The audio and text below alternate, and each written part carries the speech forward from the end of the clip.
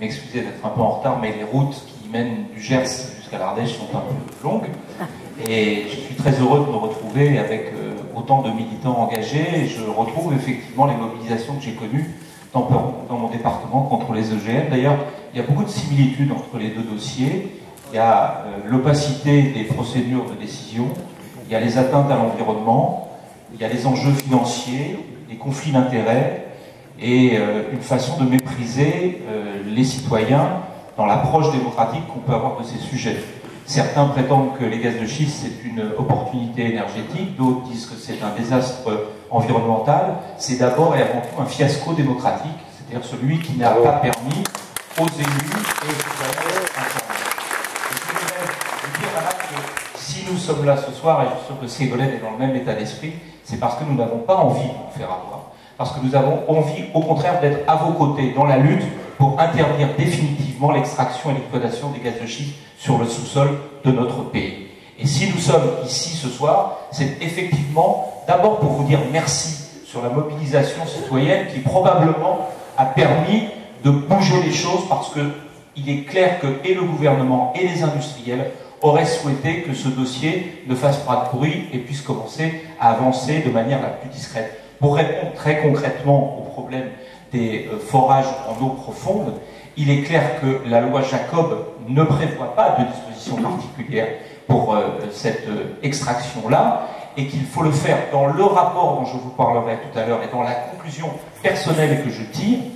J'indique très clairement qu'il faut non seulement interdire sur le sol métropolitain les extractions et l'exploitation des gaz de schiste, il le faut aussi pour les forages en eau profonde, non seulement en Méditerranée, mais permettez-moi de penser aussi à nos amis ultramarins, parce qu'il y a, notre camarade Taubira s'est mobilisé sur le sujet, des autorisations et des permis qui ont été donnés par des autorités administratives situées à Bordeaux et qui ont donné des capacités d'extraction en eau profonde. Donc il est clair que si nous sommes sur une position qu'on peut parfaitement comprendre, aujourd'hui, moi, à l'issue de la mission que j'ai menée, ma conclusion, elle est très claire. Je suis pour que nous renoncions, que la France ait le courage et la lucidité de renoncer à l'exploration et à l'exploitation de gaz et d'huile de schiste dans notre pays. Et je suis pour que la conclusion de cela, ce soit l'abrogation immédiate.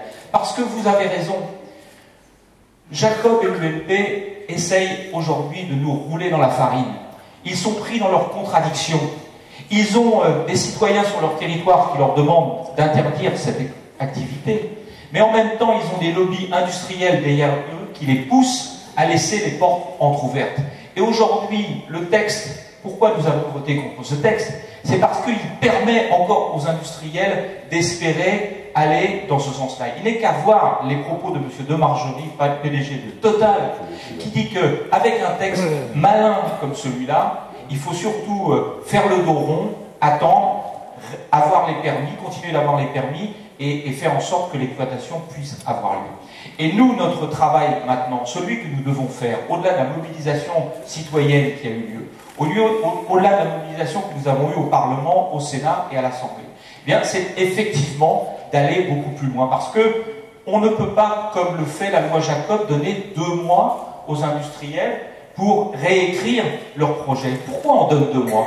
On sait par la CADA qu'effectivement c'est la fracturation hydraulique qui est l'instrument d'exploitation de ces gaz de schiste. À partir du moment où on dit que la fracturation hydraulique est interdite sur le pays, alors on approche tout de suite. C'est pas la peine de donner 2 mois, sauf si on veut nous faire prendre des vessies pour les lanternes et qu'on veut permettre à des industriels de parler d'autres techniques qui sont dans l'air, des techniques où on remplacerait l'eau par de l'air pneumatique, par du benzène, par toute une série d'autres choses tout aussi agressives vis-à-vis de l'environnement, et on voit bien qu'il y a ce double langage qui est mené. Donc aujourd'hui, je vous parlerai tout à l'heure, si on revient sur la mission que nous avons menée pendant 3 mois et qui m'a permis, moi, d'assister véritablement à une fracturation hydraulique. Je me suis rendu en Pennsylvanie, sur un site de fracturation hydraulique, pour voir ce que c'était.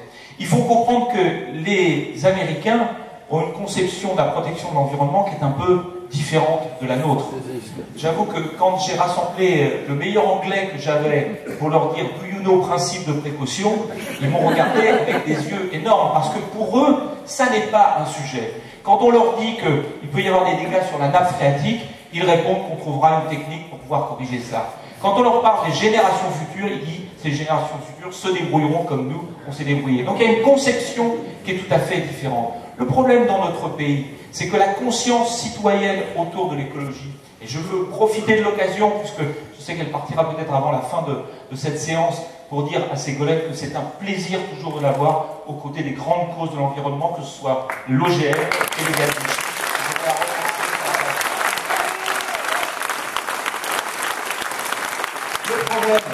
Le problème dans notre pays, c'est que dans le même temps où on prétend, le gouvernement, interdire l'exploitation de gaz de schiste, lorsque le président de la République, Nicolas Sarkozy, reçoit le Premier ministre polonais Donald Tusk, alors qu'en Pologne il y a des réserves de gaz de schiste, qu'est-ce qu'il lui dit? Il lui dit, si vous voulez exploiter les gaz de schiste, la France restera neutre par rapport à vous. Eh bien, quand on est neutre avec les gaz de schiste, ça veut dire qu'on est partisan du laisser-faire climatique et qu'on est partisan du réchauffement climatique, parce que l'interdépendance entre la Pologne et la France est évidente, et dire non en France et oui en Pologne, ça veut dire non, ça veut dire qu'en réalité, on ne se préoccupe pas de la planète, et c'est ce que fait le gouvernement actuellement.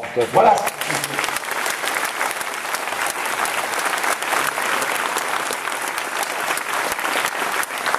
J'ajoute un point, c'est qu'il est honteux que Jean-Louis Borloo ait déposé une proposition de loi à l'Assemblée pour interdire des permis qu'il a autorisé, en tout cas sous la responsabilité duquel il a autorisé. Il a autorisé à l'insu de son plein gré. Eh bien, ça n'est pas une situation. Et je crois que nous sommes en Ardèche, donc nous sommes en Rhône-Alpes. Vous avez un préfet en Rhône-Alpes qui s'appelle M. Karenko, qui était le directeur de cabinet de M. Borloo à l'époque, et qui a couvert comme directeur de cabinet ces autorisations, parce qu'on ne me fera pas croire que le cabinet de Jean-Louis Borloo ne savait pas qu'on autorisait quelque chose d'aussi important que ces permis exclusifs.